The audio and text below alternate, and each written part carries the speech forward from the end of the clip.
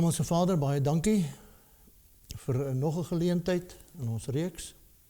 Waar ons by mekaar is en waar ons vandag 'n baie moeilike studie gaan doen, wil ek vra dat U ons naby sal wees, dat U ons rustig sal maak en dat ons sal verstaan in watter konteks hierdie gedeelte van U skrif in die skrif is en waar dit inpas, sodat ons kan verstaan hoekom dit daar is.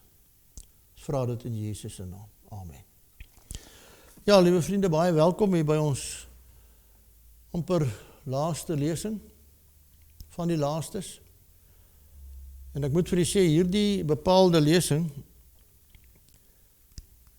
die 7 laaste pla, is ook een wat ek liefs nie sou wou gee as dit kon nie.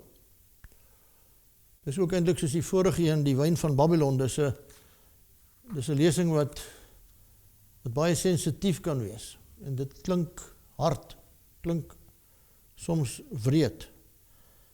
En ons het met 'n liefdevolle God te doen, en dan kom hierdie vraag op, maar is dit moontlik? Gaan die Here nog die 7 laaste pla ook op die aarde laat val? Nou, ongelukkig is die antwoord ja, en dit staan in Openbaring 15 en 16, en jy kan nie oor dit wil spring, sommer net nie, dit staan daar, en jy moet dit hanteer. As jy dan nou die boek Openbaring hanteer, moet jy dit ook hanteer. So, kom ons begin met ons studie van die 7 laaste pla. Mag die Here ons help, dat ons dit reg sal lees, en reg sal interpreteer, en ook reg sal ervaar, as Christene, as sy kinders. Dit is vir ons opgeteken daar in Openbaring 15.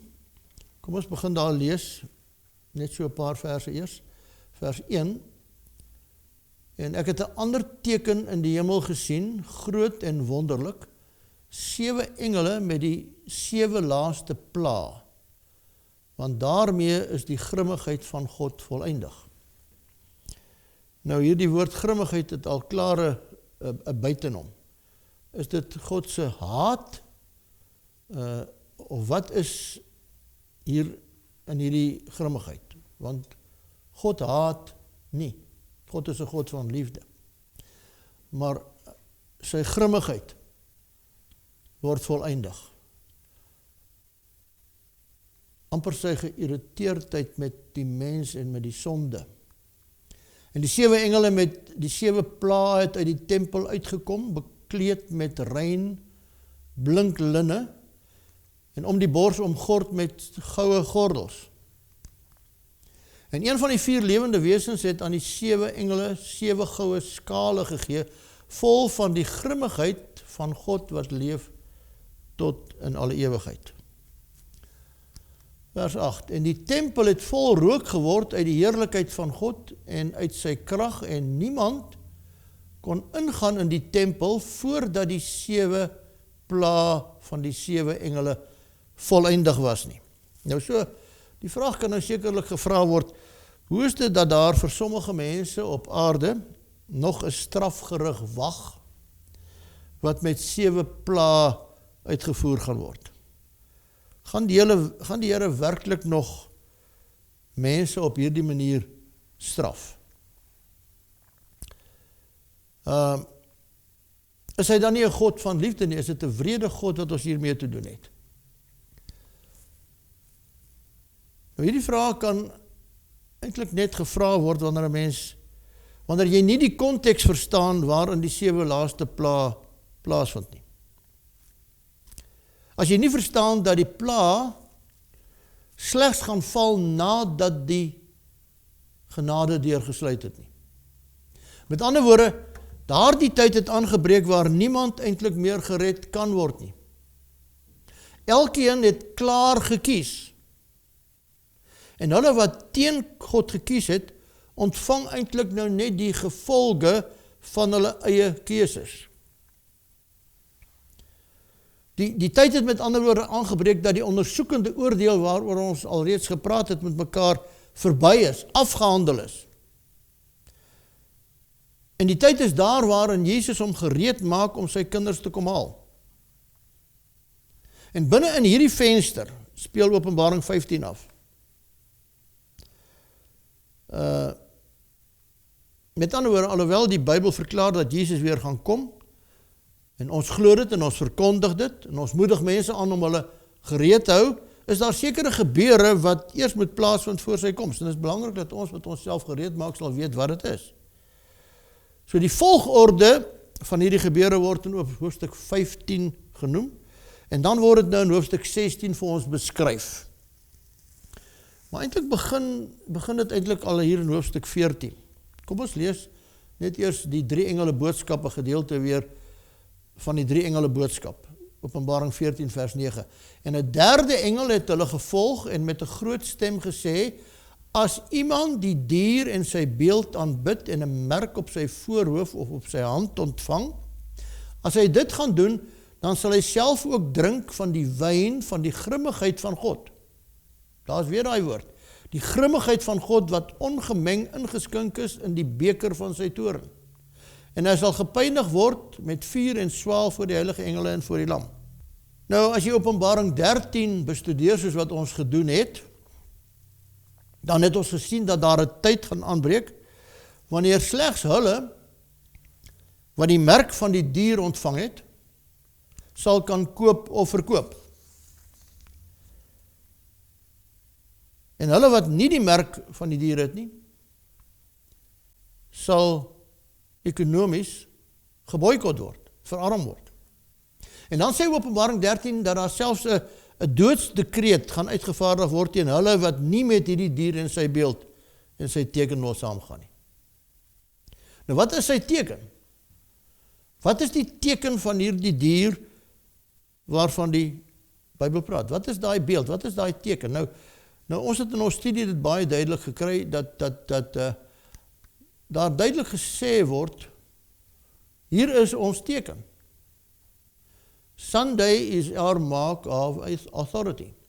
Sondag is ons merkteken, die merkteken van ons gesag.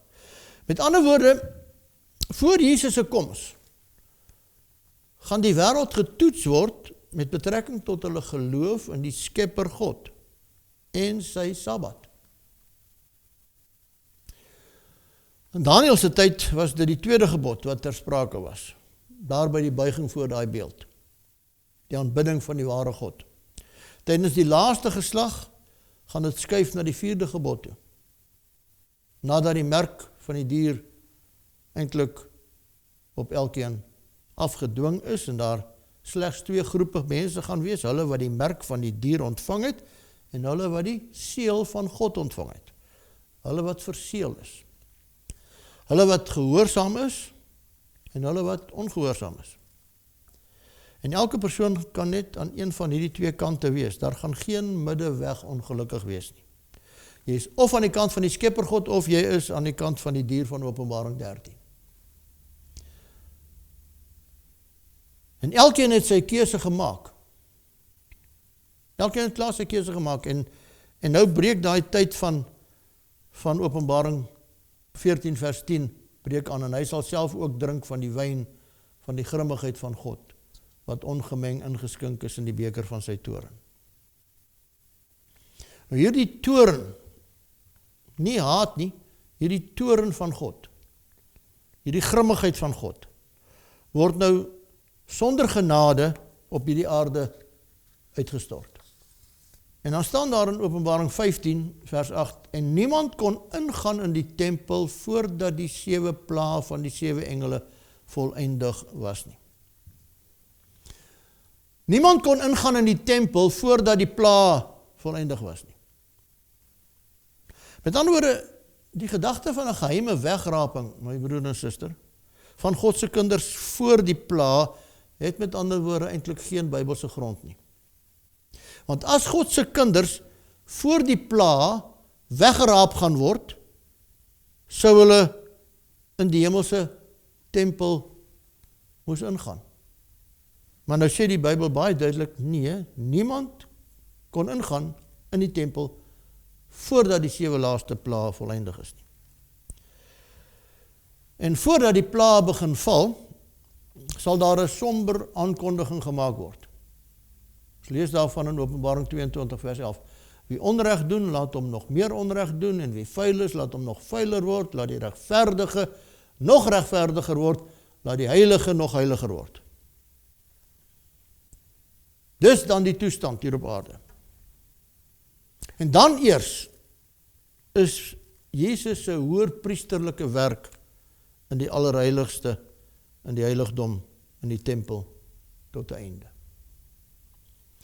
Elke saak in die ondersoekende oordeel is afgehandel.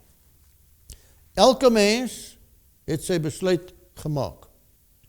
Vir die ewige lewe of vir die ewige dood.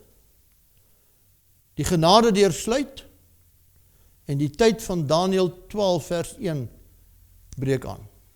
Openbaring 16 vers 1 sê, en ek het 'n groot stem uit die tempel aan die 7 engele hoor sê, gaan gooi die skale van die grimmigheid van God op die aarde uit. Nou die tyd van Daniël, waarna ek verwys het, is dan die tyd in Daniël 12 vers 1, en in die tyd sal Michael, die groot vors, wat oor die kinders van jou volk staan, optree. En dit sal 'n tyd van benoudheid wees, soos daar nog nooit gewees het vandat 'n volk bestaan het, tot op die tyd nie, maar in daai tyd sal jou volk gered word, elkeen wat in die boek opgeskrywe staan. En nou gee Johannes vir ons 'n blik op daardie verskriklike tyd, wat gaan kom, wat in Daniël 12 beskryf word, wanneer hy oor die laaste 7 plaae praat. Hy sien die engel kom uit, en sê, gaan gooi die skaal uit van die grimmigheid van God. En dan die eerste plaag, toe gaan die eerste een weg, en hy gooi sy skaal op die aarde uit. En kwaai en bose swere het aan die mense gekom, wat die merk van die dier gehad het en sy beeld aanbid het.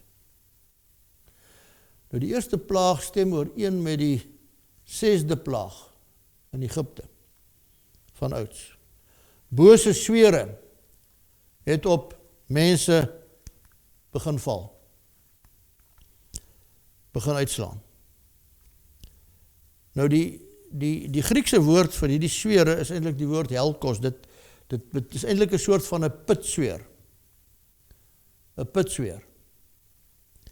Van kop tot tone. Dit herinner aan daai swere wat Job gehad het. Dat hy uiteindelik homself gaan krap het met 'n potskerf van die verskriklike wroging. Kan ons indink hoe so 'n plaag gaan wees? Skole gaan sluit, fabrieke gaan toe wees, winkels gaan nie oopmaak nie, hospitale gaan oorweldig wees met pasiënte en noodbehandeling. En die meeste dokters en verpleegsters gaan self ook daai swere aan hulle liggame hê. En dan die tweede plaag. Die tweede engel het sy skaal op die see uitgegooi en dit het bloed geword, soos die van 'n dooie. En al die lewende wesens in die see het gesterwe. Die magtige see word een magtige dam van bloed. Wat 'n gesig. Wat 'n gesig. En kan jy indink, wat 'n reuk wanneer die walvisse in hulle miljoene en die visse in hulle miljoene begin uitspoel op die strande van die wêreld en die mense begin verward wegvlug van hierdie strande wat eens op 'n tyd die groot trekpleister van die mense hier op aarde was. Die derde plaag. En die derde engel het sy skaal uitgegooi op die riviere en op die waterfonteine en dit het bloed geword. Dink net daaraan. Jy draai die kraan oop en in plaas van water kom daar bloed uit. Kan daar iets ergers wees wanneer 'n mens dors is? Nou vra jy miskien weer, maar hoe is dit dat 'n liefdevolle God so iets op aarde sal laat gebeur? Maar my broer en suster, nou moet ons onthou dat hierdie is die finale gebeure voor Jesus sy kinders kom haal. En God se geregtigheid kan nie die totale miskenning van sy gebooie op aarde sommer net laat verbygaan nie. En hierdie woord wraak is 'n snaakse woord, in ons Afrikaans het hy 'n harde betekenis, maar eintlik die grimmigheid van God, die regstelling van dit wat van sy kinders verduur het. Wat moes sy kinders hier op aarde verduur? En omdat dit gebeur het met hulle, daarom gaan hy dit nou regstel. Sy kinders is deur die eeue, deur hierdie anti-christelike mag van Openbaring 13 vervolg. Miljoene se bloed het gevloei en daarom verwys die derde plaag dan daarna. En die riviere, die waterfonteine word bloed. En dan staan daar en ek het die engel van die waters hoor sê, regverdig Here is u wat is, wat was, u die heilige, omdat u hierdie oordeel uitgevoer het. Hoekom? Hoekom het hy hierdie oordeel, hierdie grimmigheid, hoekom het hy dit uitgevoer? Hoor wat sê die Bybel?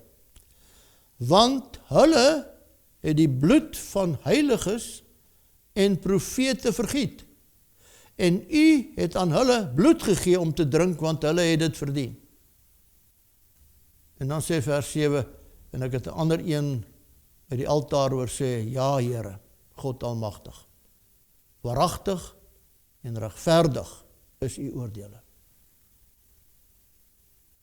Geregtigheid het uiteindelik op hierdie aarde geskied.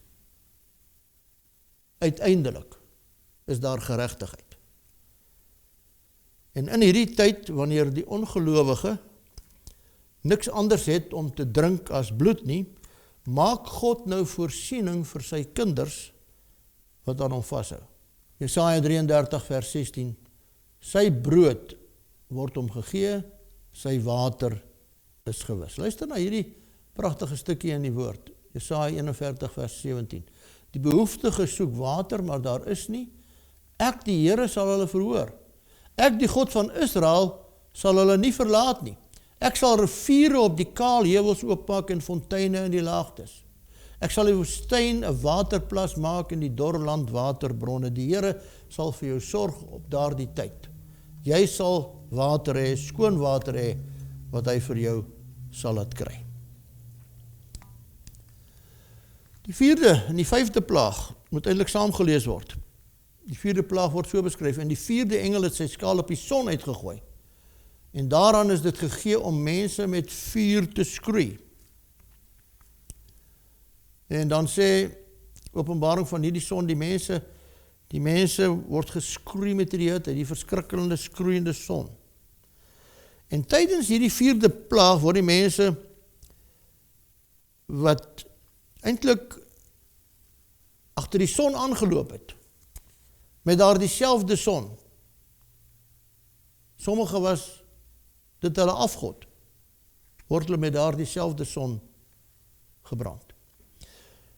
En die aarde word een groot woesternij van 'n woestyn. Die mense word geskroei met die hitte. Hitte en droogte, stof oorweldig die mense. Die beeste en die bokke en die skape wurg, bulk van honger en van dors. Die riviere droog op. En oral lê daar net dooie liggame. Verskriklike gesig is dit nie. Op hierdie stadium. Nou onthou ons is al by die 4de plaag en die vorige plaag is nog steeds besig om te val. Hulle ly nog steeds onder dit. En tragies, hoor jy nou. En die mense is geskroei met die groot hitte en hulle het die naam van God gelaster wat mag het oor hierdie plaag en hulle het hulle nie bekeer om hom heerlikheid te gee nie. En dan saam daarmee lees ons die 5de engel. Hy het sy skaal uitgegooi op die troon van die dier en sy koninkryk is verduister. En hulle het hulle tonge gekou van pyn. Met ander woorde, duisternis word uitgegooi op die troon van die dier. Ons weet waar die troon van die dier is. Nou terwyl die eerste 4 plaae die mensdom in die algemeen tref, lyk dit asof die 5de plaag direk gemik is op die troon van die dier. Met ander woorde, daar waar hy sy troon het. Die dier van Openbaring 13. Met ander woorde, hulle wat die mensdom deur die eeue in geestelike duisternis ingelei het, met hulle valse leerstellings, in die geestelike duisternis, hulle word nou oorval met 'n letterlike duisternis. Nou die teks impliseer eintlik dat die pla nie universeel is nie. En ook nie gelyktydig nie. Die 5de plaag volg en die duisternis val op die aarde en dit terwyl mense nog getuister word deur vorige plaae soos die swere en hulle tonge in pynkou, kom hier die stuk donkerte wat die mens nog nooit gesien het of beleef het nie en dit ruk hulle tot stilstand. So die plaae oorvleuel mekaar en die intensiteit van dit alles in sy geheel word naderhand net ondraaglik. En dan lees jy weer hierdie hartseer woorde. En die mense is geskroei met die groot hitte en hulle het die naam van God gelaster. Wat mag het oor hierdie pla en hulle het hulle nie bekeer om hom heerlikheid te gee nie. En vers 11 sê, en hulle het die God van die hemel gelaster oor hulle pyne en oor hulle swere en hulle het hulle nie bekeer van hulle werke nie. Hulle het hulle nie bekeer nie. Die Here het vir hulle keuse gegee en hulle het hulle nie bekeer nie. So in sy voorkennis, soos daar by Farao, waar hy gesê het, hulle het hulle ook nie daar bekeer nie. Hulle sal hulle nie bekeer nie. Hulle hart is verhard. Was dit eintlik die voorkennis van God wat geweet het dat Farao se hart gaan verhard word. En daarom kon hy dit sê vir Moses. En hier sê hy vir Johannes, hulle sal hulle nie bekeer nie. In sy voorkennis weet hy dat hulle 'n keuse wat hy vir hulle gegee het, 'n vrye keuse, 'n keuse teen hom gaan wees. Dat hulle nie reg gaan kies nie. Dat hulle gaan kies om aan die Satan en aan die dier se kant te staan. Die 6de plaag verskil van die eerste, in die sin dat dit eintlik nou al die voorbereiding is vir hierdie finale konflik van die groot stryd tussen Christus en die Satan, tussen God se kinders en die kinders van die Satan, wat uitgebeeld word en wat dan uiteindelik kulmineer in die sogenaamde Armageddon. En die 6de engel het sy skaal uitgegooi op die groot rivier die Eufrat en sy water het opgedroog, sodat die pad van die konings van die ooste af kom reggemaak kan word. Dit is 'n verwysing na die wederkoms waar Jesus gaan kom. En ek het uit die bek van die draak en uit die bek van die dier en uit die mond van die valse profeet 3 onreine geeste soos paddas sien opkom. En wat is hierdie 3 onreine geeste? Soos paddas. Want dit is die geeste van duiwels wat tekens doen, wat uitgaan na die konings van die aarde en die hele wêreld, om hulle te versamel vir hierdie oorlog van die groot dag van die almagtige God. En hulle het hulle versamel op die plek wat in Hebreëus genoem word Armageddon. So Openbaring 16 verwys nou na hierdie 3 onreine geeste wat uit die bek van die draak en die bek van die dier en die mond van die valse profeet kom. So die tyd is nou daar dat die gees van God besig is om van die aarde af terug te trek. En hierdie onreine geeste versimboliseer die geeste van duiwels. Onreine geeste van die valse drie-eenheid. Die Satan, die dier en die valse profeet. Wat tekens doen hier op die aarde. Wat nou uitgaan na die konings van die aarde en oor die hele wêreld om hulle te versamel, by mekaar te maak vir hierdie groot oorlog. Vir hierdie groot dag van die almagtige God. Sê die teks. Armageddon. Nou in die Grieks is dit eintlik Harmageddon. En hierdie woord kom eintlik net in die boek Openbaring voor. Die naam en die plek is eintlik moeilik. Die teks sê eintlik dat dit 'n Hebreëse term is en nie 'n Griekse een nie. En hierdie woord Armageddon kombineer die term Har, wat 'n berg is, en dan Megiddo. Megiddo wat eintlik die berg Megiddo moet wees. Maar daar bestaan eintlik nie 'n berg Megiddo nie. Megiddo was 'n welbekende, gefortifiseerde stad wat aan die voet van Karmel gelê het. En die stad het in 'n vlakte gelê, en daarom is daar hierdie populêre siening by die Christendom vandag dat die finale slag van Armageddon daar op die vlakte van Megiddo gaan plaasvind. Maar 'n besoek aan Israel en die sogenaamde dal van Megiddo, waar volgens die meeste Christene die slag van Armageddon gaan plaasvind, laat 'n mens gou besef dat hierdie landskap eenvoudig te klein is vir al die leers van die aarde om daar by mekaar te kom en 'n fisiese oorlog op hierdie vlakte te kom doen. Dis bloot nie moontlik nie. Wat vir ons eintlik dan 'n aanduiding gee dat die slag van Armageddon is nie 'n fisiese geveg nie, tussen weermagte van die bose en weermagte van God nie. Dat dit 'n geestelike oorlog is tussen die bose en die kinders van God. Nou ja, die mees waarskynlike verklaring is dat die berg Megiddo eintlik verwys daar na die berg Karmel, aan wie se voet hierdie ou stad Megiddo gelê het. Nou, bo op die berg Karmel het daar natuurlik een van die belangrikste gevegte in Israel se geskiedenis plaasgevind. Die konflik waarin die profeet Elia op Karmel daar met die Baal priesters was, en waar hy valse profete, valse priesters, 850 van hulle, waar hy hulle daar op die berg Karmel met die vuur wat die Here uit die lug uit laat kom het, om daar die altaar wat hy gebou het te verteer, en hoe hulle daar omgekom het, hoe hulle almal laat doodmaak het. En net soos wat die profete van Baal deur daardie vuur uit die hemel begroet is, en met die swaard van Elia gedood is, so sal die sataniese drie-eenheid verslaan word met die swaard wat gekom uit die mond van Christus, uit die mond van hom wat op die perd sit. Nou, die doel van hierdie bose rebellie en rebelle mag is eenvoudig om hierdie oorblyfsel kerk van God op aarde te verdelg.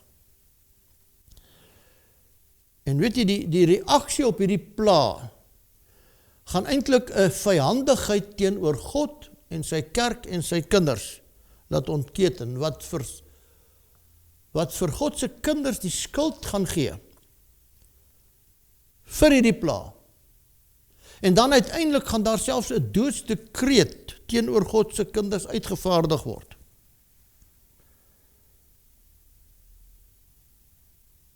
En in die laaste tydvak van die geskiedenis, wanneer dit lyk asof God se kinders nou totaal verswelg gaan word, vind die laaste fase van hierdie geveg dan nou plaas.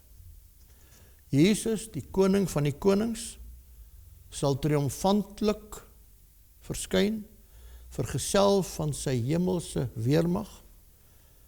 Die bose word verslind met die swaard wat uitgaan uit die mond van hom wat op die perd sit, en dit is die eintlike Armageddon. So die naam Armageddon moet eintlik geestelik gesien word. Dit verwys nie na enige geografiese terrein in Palestina of elders nie, maar eerder na 'n finale, wêreldwye, geestelike oorlog waar die sataniese drie-eenheid en hulle bose magte 'n totale en 'n finale neerlag lei teen Christus en sy hemelse weermag. Dan die 7de, die laaste plaag. En die 7de engel het sy skaal uitgegooi in die lug, en 'n groot stem het uit die tempel van die hemel gekom, van die troon van God af, wat sê: dit is verby. Dit is verby.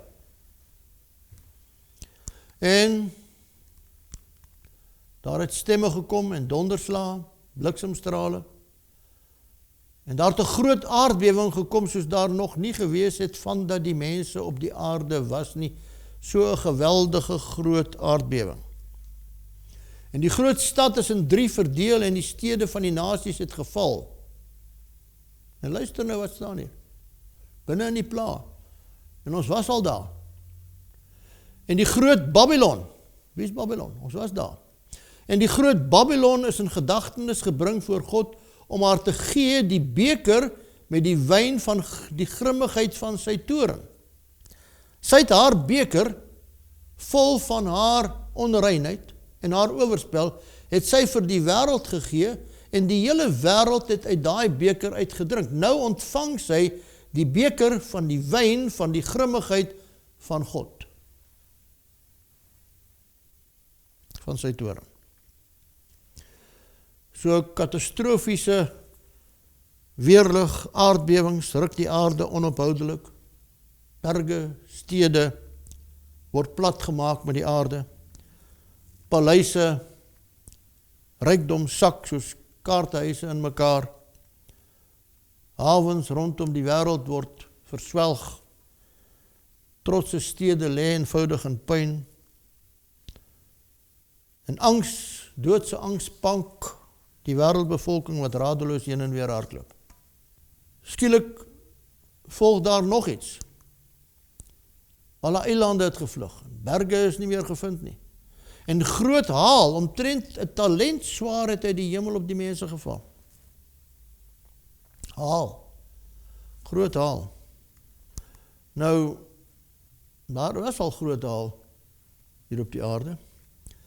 En in die Ou Testament het die Here dikwels haal gebruik as 'n wapen teen Israel se vyande. Die 7de plaag van haal het destyds ook die hele Egipte verwoes. En as ons gaan lees in die Bybel met betrekking tot haal, wat die Here gebruik het, dan lees ons in Josua 10 vers 11 die volgende: en toe hulle voor Israel uitvlug terwyl hulle op die afdraand van Bet Horon was, het die Here groot haalstene uit die hemel op hulle gewerp tot by Aseka, sodat hulle gesterf het. Daar het meer gesterf deur die haalstene as wat die kinders van Israel met die swaard doodgemaak het. So, hoor wat sê die Here vir Job. Dit is 'n vreemde ding. Het jy gekom by die skatkamers van die sneeu? En het jy die skatkamers van die haal gesien? Hoekom is daar skatkamers van haal? Hy sê vir Job, het jy dit gesien? Wat ek opgespaar het, vir wat? Vir die tyd van benoudheid. Vir die dag van stryd en oorlog. Nou, hier is die grootste haal wat klaarblyklik nog gemeet is, 18 duim in omvang. Dat is redelijk groot, is dit nie? Nou sê die Bybel dat hierdie haal wat gaan val omtrent tussen 30 en 50 kilogram, 100 pond, 50 en 100 pond, met ander woorde amper 'n meter in deursnee, gaan val uit die hemel op die aarde. Kan jy dink wat die verwoesting gaan wees, wat daardie haal wat in die skatkamers weggeberre is? Ek dink nie daar's woorde wat dit kan beskryf nie. Maar die Bybel leer ons dat die Here self hierdie groot konflik gaan beëindig met sy leermagte en sy kinders hier op die aarde kom haal. En dan sluit die beskrywing rondom die 7 pla sluit dan af. En weer hierdie hartseer woorde. En die mense het God gelaster oor die plaag van die haal, omdat sy plaag ontsettend groot was. Nou hierdie woord ontsettend is die woord spordra, S-P-H-O-R-D-A in die Grieks. En hy word net een keer gebruik en dis hierso. En dit beteken uitermate, verskriklik, geweldig, onbeskryflike groot haal. Maar, my liewe broer en suster, soos in Egipte van destyds, was geen plaag, hoe verskriklik ook al, in staat om mense se harte te verander na God toe nie. Inteendeel, die haat teen God en sy kinders het net al meer en meer geword. Nou, wat is die les wat ons vandag hieruit kan leer?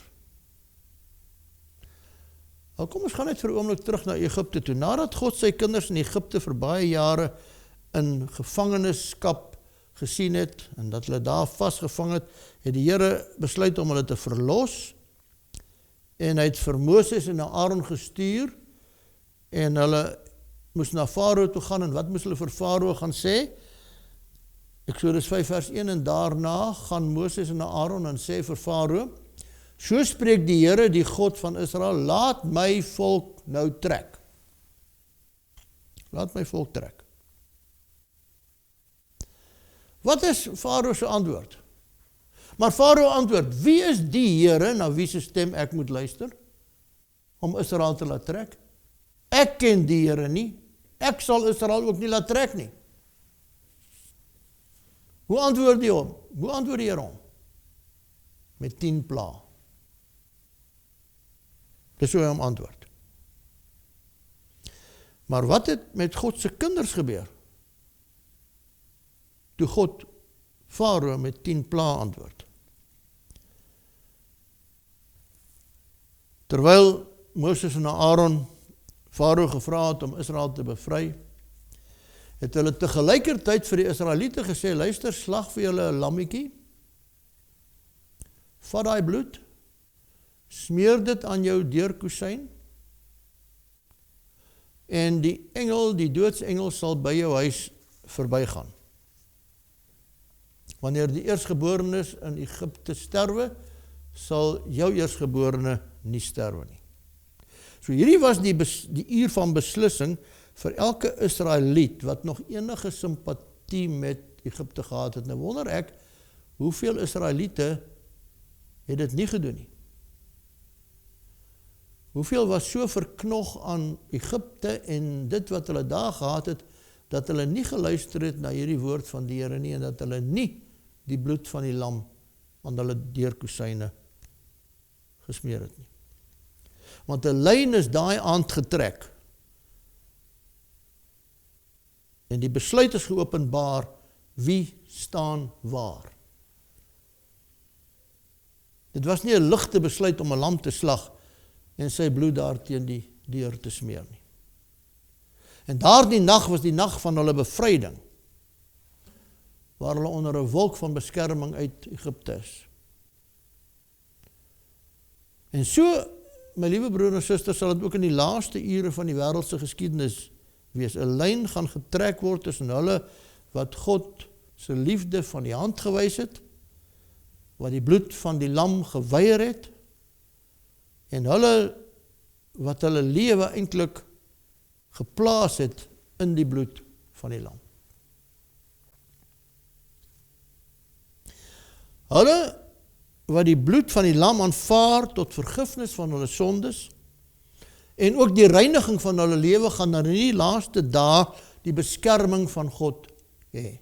Hulle gaan onder beskerming in daai dae beweeg. Hulle sal verseël wees.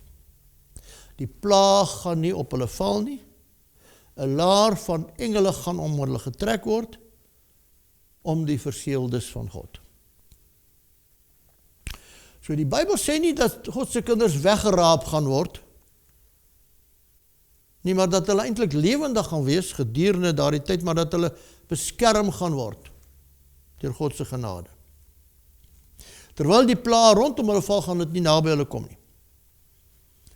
Nou die pla in Egipte het vinnig op mekaar gevolg, as jy die geskiedenis gaan lees.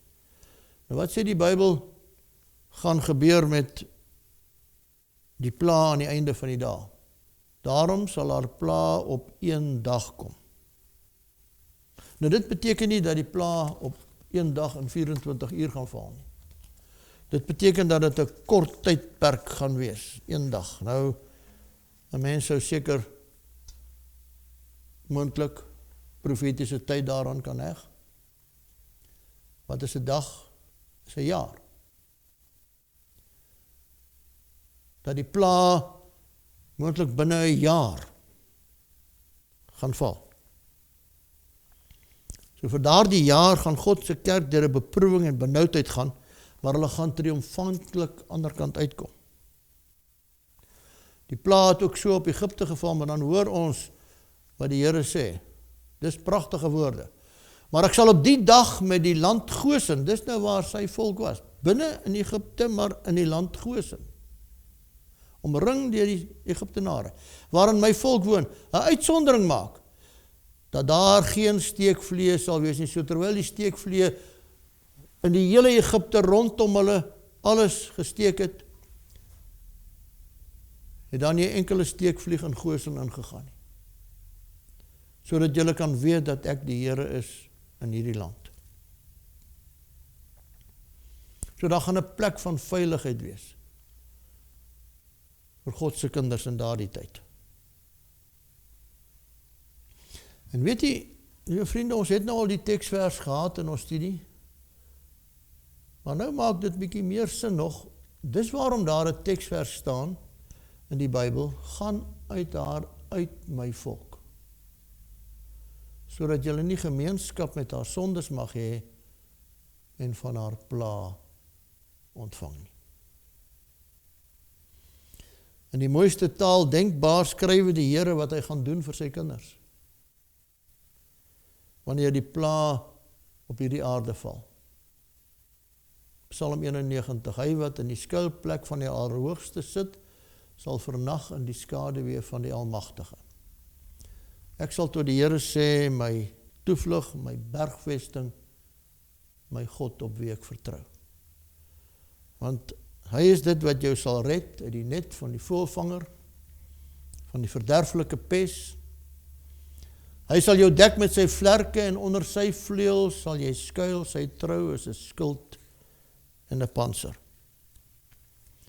Jy hoef nie te vrees vir die skrik van die nag, vir die pyl wat bedags vlieg nie,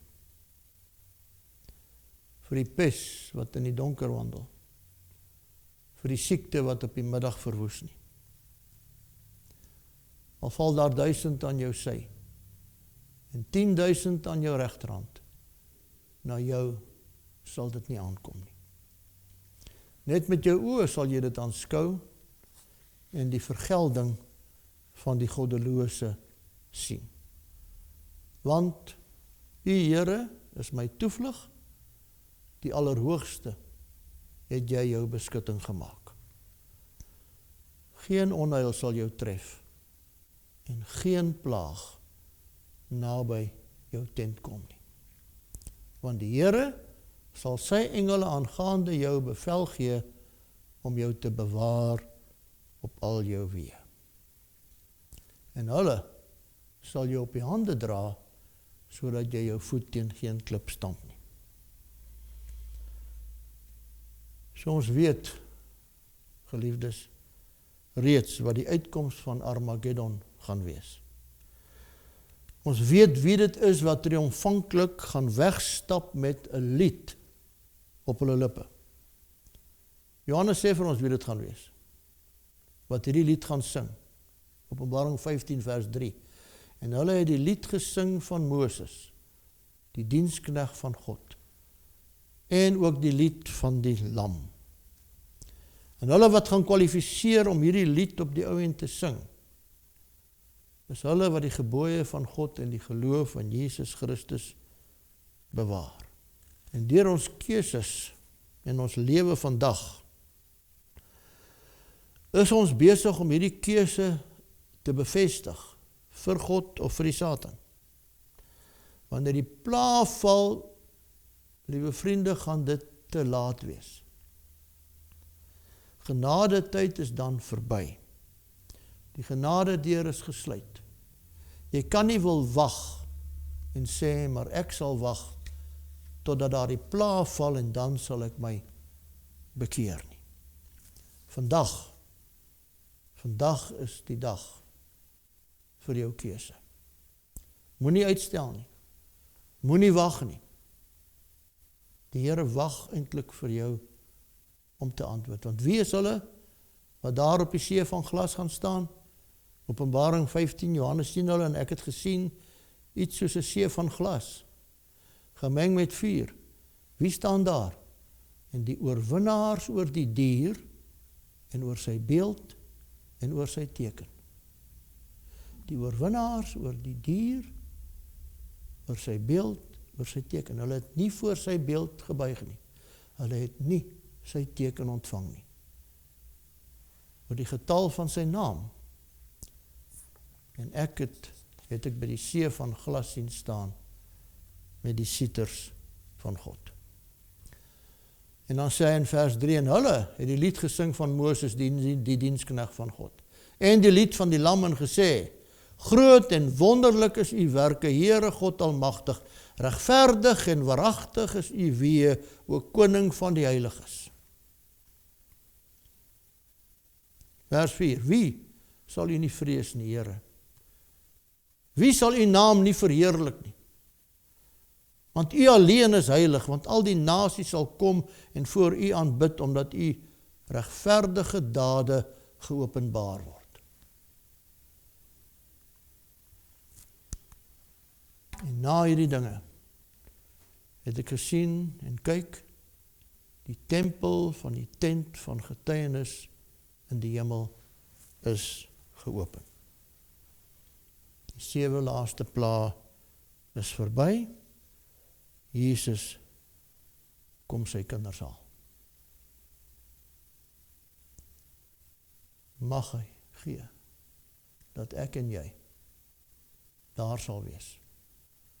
Aan die regte kant, beskerm, omring deur engele, verseël, wagtende vir sy koms. Dierbare Here, dankie dat u vir ons tot hiertoe gebring het. 'n baie moeilike lesing. 'n lesing wat soms hard klink as jy verstaan wat die konteks is waarin hy geskrywe is en waarin hierdie gebeure gaan plaasvind nie. Maar Here, ons dankie dat ten spyte van dit wat u geregtigheid gaan openbaar, u naam in ere gaan herstel en geregtigheid gaan laat geskied, u te midde van dit alles 'n God van liefde is met 'n uitnodiging aan elke een om te kan kies vir die ewige lewe of vir die ewige dood. En dankie dat u bereid is om hulle wat gekies het vir die ewige lewe te verseël vir daardie tyd en 'n laar van engele rondom hulle te plaas. En daarom kan ons wat hier sit vandag, kan ons uitstap na buite wetende dat die Here is by ons. Ons water sal daar wees, ons brood sal daar wees, die engele sal daar wees en die Heilige Gees sal ons begelei. Bewaar ons in daai tyd, Here, as dit in ons lewens moet plaasvind, gee dat ons deel van daardie verseëldes sal wees, wat op die ou end op die see van glas sal kan staan en die lied van die lam sal kan sing. Dit is ons gebed in Jesus se naam. Amen.